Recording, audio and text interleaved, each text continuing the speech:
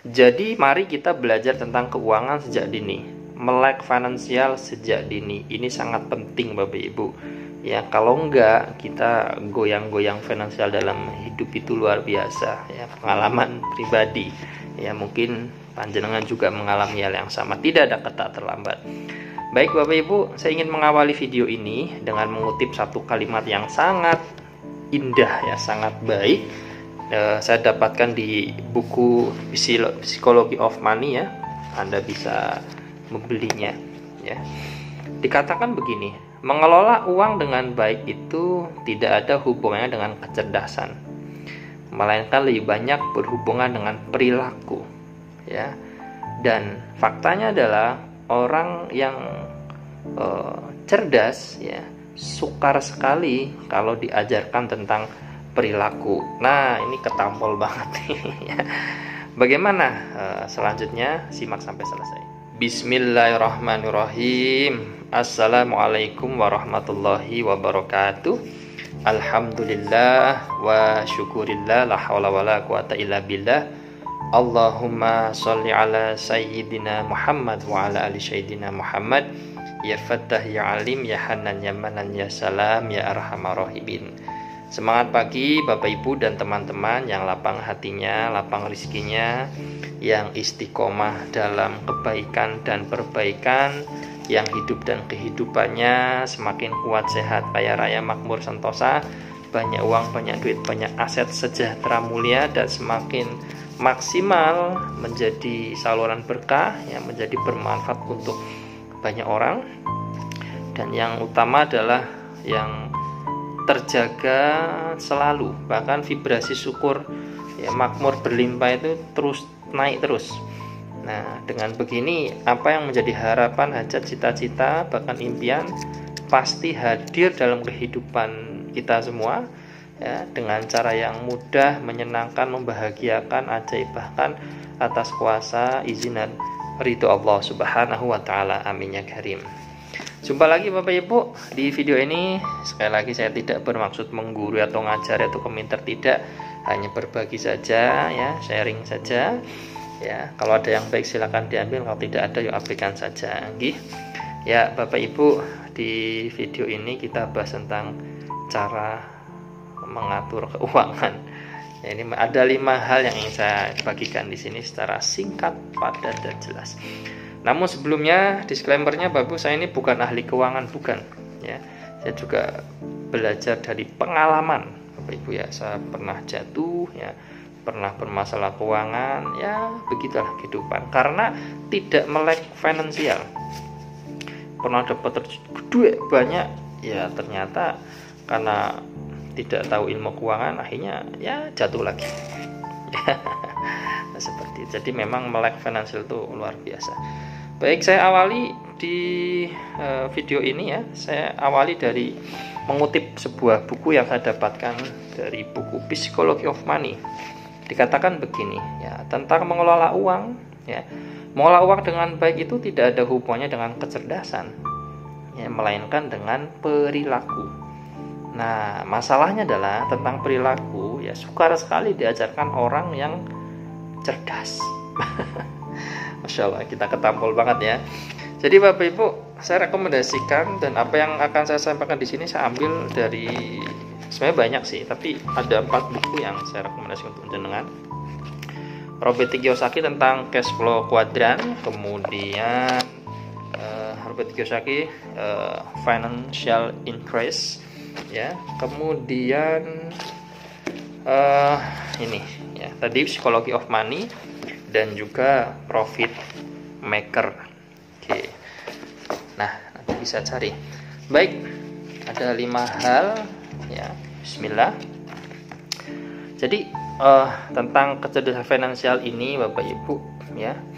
Yang pertama ya, kita harus bisa membedakan apa itu aset, apa itu beban. Ini penting ya. Dulu saya berpikir yang saya anggap aset ternyata beban ya, beli mobil ya awal itu ya, dan mobil baru misalnya ya. Kesalahan saya itu yang membuat kita belajar ya. Nah, aset itu apa, beban itu apa? Aset adalah sesuatu yang menghasilkan uang, sedangkan beban adalah sesuatu yang mengeluarkan uang ya. Rumah bisa jadi beban, bisa juga jadi aset. Ya, mobil bisa jadi aset, bisa jadi beban, ya, dan sebagainya. Nah, ini harus dipahami.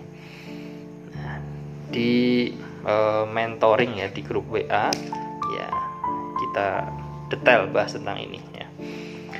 Kemudian yang kedua adalah cash flow atau aliran uang. Ini juga harus disadari dan dipahami Bapak Ibu.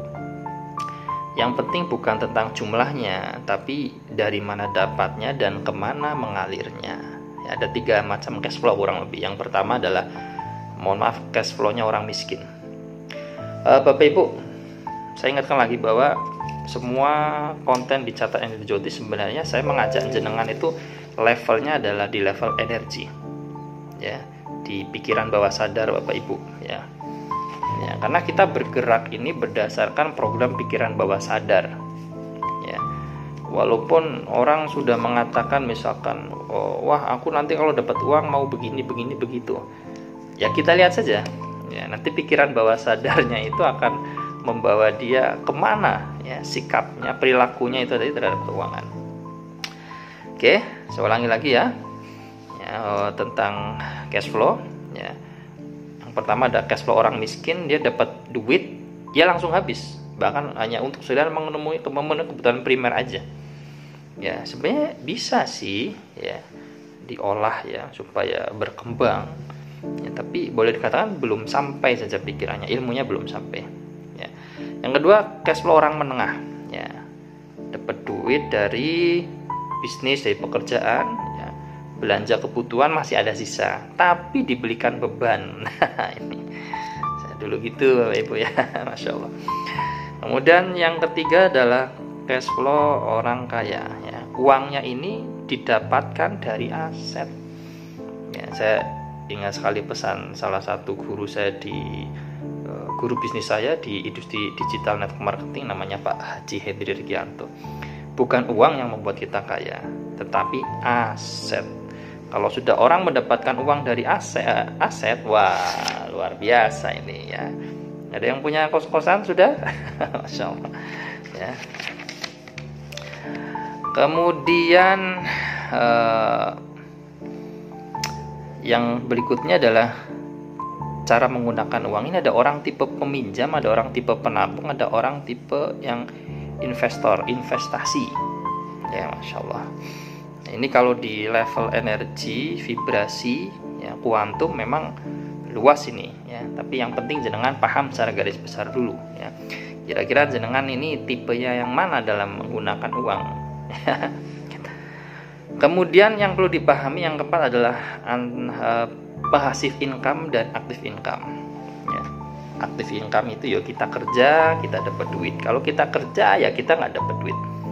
Passive income itu ada sebuah aset yang menghasilkan uang atau sebuah bisnis yang ada sistemnya, sehingga ya kita kerja sih tapi nggak terlalu over gitu, tapi itu bisa menghasilkan. Istilahnya kalau dalam bahasa bisnis kita maintenance saja, ya gitu. Kemudian definisi kaya dan miskin ini secara keuangan loh Bapak Ibu ya. Jadi persepsinya secara keuangan, orang kaya itu adalah yang penghasilan pasifnya ya, lebih besar dari gaya hidup dan biaya hidup. Sebenarnya biaya hidupnya di depan ya. Penghasilan pasifnya ya lebih besar dari biaya hidup dan gaya hidup. Ini gaya hidup emosional ini. Saya banyak belajar di buku ini Bapak Ibu, Psychology of Money. Ketika kesadaran tentang keuangan dibangun di sini, wow, kehidupannya luar biasa. Tapi yo, karena ini karya Barat nih, pelan-pelan bacanya Bapak Ibu ya. Hebatnya lagi, saya boleh katakan ya, yang ada dalam Al-Quran yang ngebahas tentang kekayaan, kemakmuran, keuangan itu diterjemahkan di sini loh, ya, luar biasa loh sebenarnya ini. Ya, pelajaran abadi mengenai kekayaan, ya, ketamakan dan kebahagiaan. Masya Allah ya, Psychology of Money. Vibrasi energi tentang keuangan dibahas juga di sini nih ya. Yaitu kemudian definisi orang miskin ya. Kalau tadi orang kaya adalah orang yang penghasilan pasifnya lebih besar ya, atau bisa untuk membiayai biaya hidup dan gaya hidup. Ya.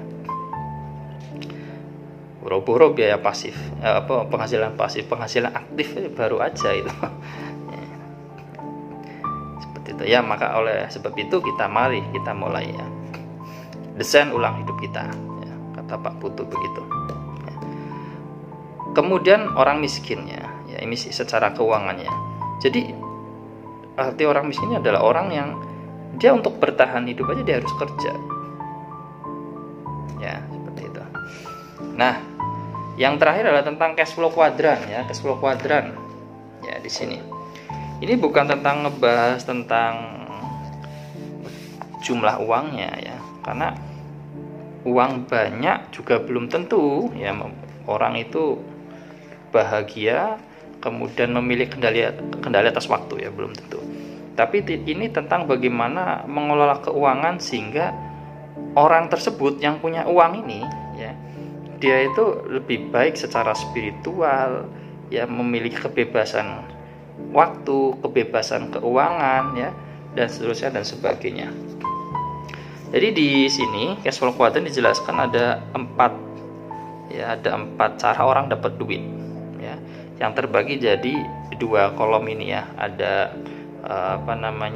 kuadran kanan, ada kuadran kiri ya. Kuadran kanan ada kuadran kiri. Kuadran kiri ada pekerja ya, kemudian ada self employee ya, wirausaha ya, juga profesional di sini ya, tapi belum punya sistem, jadi masih menukarkan juga waktu dengan uang ya, seperti itu. Kalau nggak buka toko ya nggak dapet duit, kalau nggak buka praktek ya nggak dapet duit ya, itu self employee. Kalau employee kan jelas kerja ya. Kemudian ada lagi bisnis ini udah lebih bersistem ya, membangun bisnis yang bersistem, jadi bukan jualan tapi bisnis bersistem. Kemudian investor jelas ya, ini uang ya, bekerja untuk uang, menghasilkan uang gitu. Nah, itulah Bapak Ibu hal-hal dasar yang ya kita pelajari pelan-pelan. Saya juga dulu tidak langsung kemudian tahu, paham ya, tidak ya, bahkan ilmunya baru segini secuil, kemudian saya praktek dapat banyak kesalahan, banyak masalah ya. Disitulah kemudian kita belajar lagi ya, sehingga bisa relevan ya dengan apa yang sedang terjadi dan kita lakukan perbaikan. Maka dikatakan istiqomah dalam kebaikan dan perbaikan, terlebih khusus di masalah keuangan. Oke, saya rasa itu aja. Semoga bermanfaat ya. Pelan-pelan kita kupas, kita lanjut di grup WA. Oke. Assalamualaikum warahmatullahi wabarakatuh.